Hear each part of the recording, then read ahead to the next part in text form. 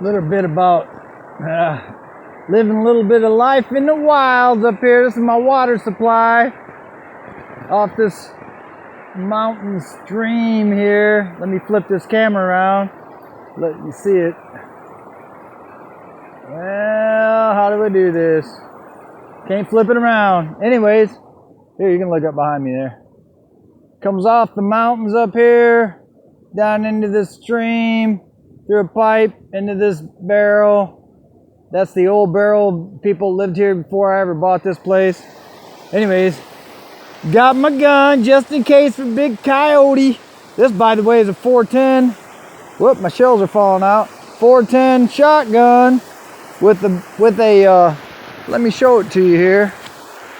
It's made in India, but I've also got a 9mm. Can you see it? 9mm, 410 to 9mm adapter. That means I can shoot 9mm. Old pocket full of them babies. I can shoot them all day long with this.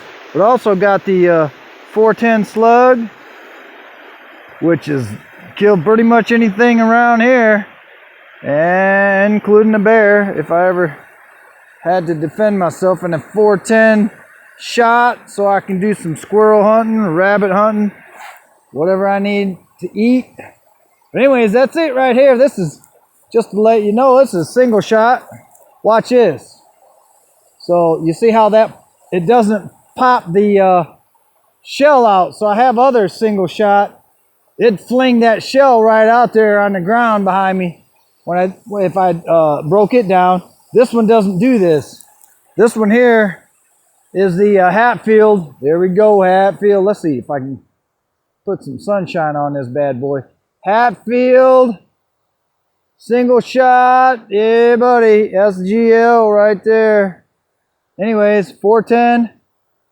And then I can put that adapter in there because it doesn't fling my shells out, let's say an H&R would. And anyways, it doesn't do that. So I can put my adapter in here, the 9mm, and I can just open it up and unload it, reload it, shoot it again. But anyways, that's how that works. Yeah, this is a nice little gun, man. This thing's light. Look how light this thing is. I put me a sling on here, put me a little swivel adapter in the front there. I also ground this down right here where you see my thumb because it's stuck out there too far and it'd dig into your back. I could still grind that down a little bit more if I wanted to, but I don't.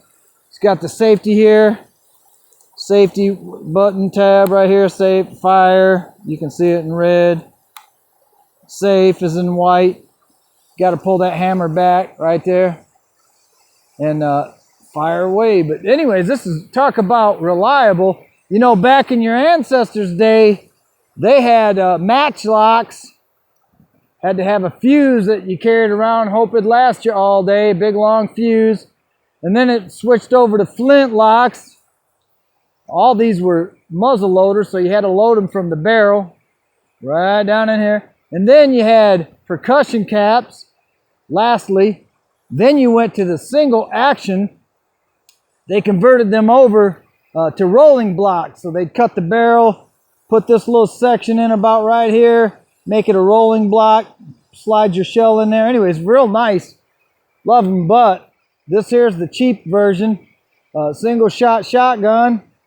And like I said, I put a rifle adapter in there, 9mm. You can get other ones, 22. You can even get a black powder adapter. I've got one somewhere. But anyway, this is great. This thing's light as a feather. Got my little made in India leather strap on here with the deer head. Oh yeah. But anyways, this is real nice. This is springtime here where I live, so you don't have a whole lot of leaves up here, but a few. And it's got this thumb hole, by the way. Put your thumb in here to hold your gun up. This thing doesn't stick up hardly at all. Oh, by the way, you can see right there my wild turkey feather. I found it right out here in this stream. 2 days, stuck that bad boy in my hat. That's a permanent addition right there. Right here in these mountains, we've got some wild turkeys up here because I found this feather. Yes, sir. So anyways, that's it. So I'm gonna upload this video. Weather's perfect. Oh, by the way, thanks to a guy named John that I just subscribed, got me interested in birds.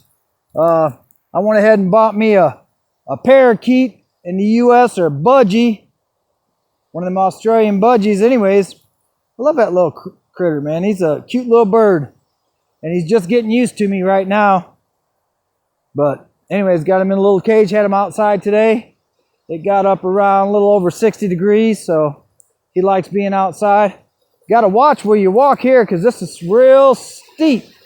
Can't really tell, but this is real steep side of the mountain. I got to go right through there.